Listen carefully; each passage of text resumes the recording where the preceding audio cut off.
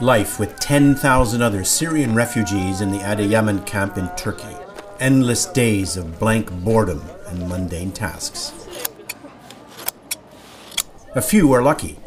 The camp management, with help from the local municipality, has set up an experimental workshop, the first for women, 40 of them, with crash courses in carpet weaving. Rula Kasim has been in the camp for 13 months. Her mother urged her to join the workshop.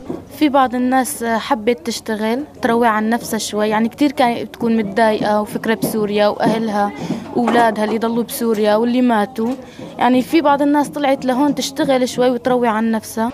The women are taught to imitate the traditional carpet designs and methods that have made the country's carpets famous. Ada Baitum is just 15, but she's been in the workshop for almost a year and has finished 2 carpets. Both were sold.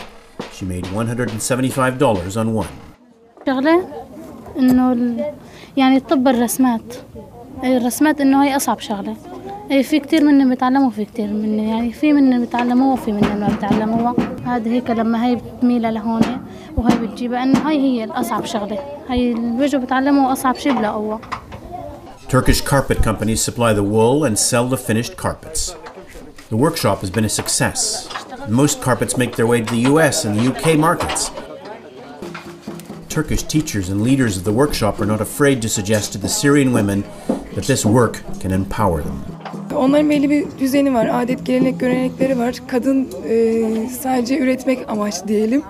Çocuk doğurma amaçlı görülüyor. İlk zamanlar biz de çok yadırgıyorduk. Çok fazla tepki gösteriyorduk. Ondan sonra baktığımız zaman işte dediğim gibi onların bir göreneği var, bir adetleri var. Bayanı farklı şekilde görüyorlar. Erkeğin egemenliği var zaten. Onu da değiştirmeye çalışıyoruz. Kültürlerini az bir şey de olsa değiştirmeye çalışıyoruz. These women now have a craft and the pride that comes with it. لشوف منظرها يعني كيف بيطلع على صنع إيدينا نحن. The carpet workshop has recently been followed by another pilot project, sewing and tailoring for men. For the moment, just a few fortunate men.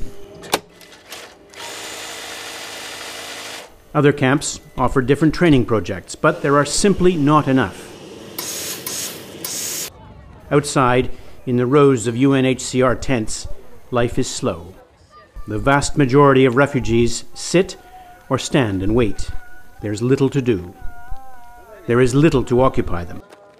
More projects would do much to lighten the burden of lost time in the camps.